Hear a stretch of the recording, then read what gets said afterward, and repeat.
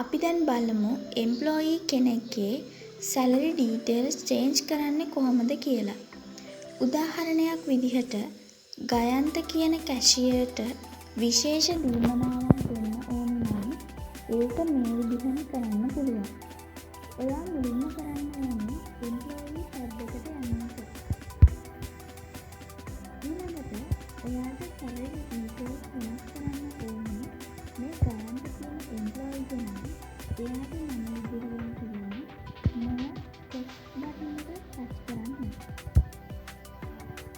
ඊළඟට මේ තේන පේජ් එකේ යටම තියෙන සැලරි ඩීටේල්ස් එකේ දකුණු කෙළවරේ තියෙන ඇරෝ එක මත ක්ලික් කරාම ඔයාට පේනවා එයාට දැනට එයාගේ ජොබ් එක කැෂියර් නිසා කැෂියර් ජොබ් රෝල් එකට අදාළ සැලරි ඩීටේල්ස්. ඉතින් ඔයා මේ ගයන්තට විශේෂ දීමනාවක් දෙනවා නම් එහෙම නැත්නම් බේසික් සැලරි එක වැඩි කරනවා නම් මේ ඕනිම චේන්ජ් එකක් කරන්න පුළුවන් එඩිට් බටන් එක ක්ලික් කරලා.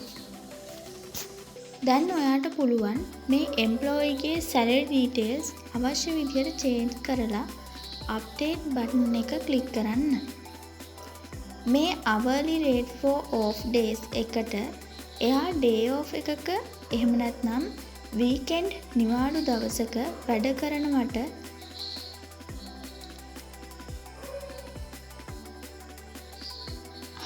එහෙම වැඩ කරනවා නම් ඔයා විශේෂ දීමනාවක් දෙනවා නම් පැයක් සඳහා එහෙම ගෙවන ගාන දාන්න.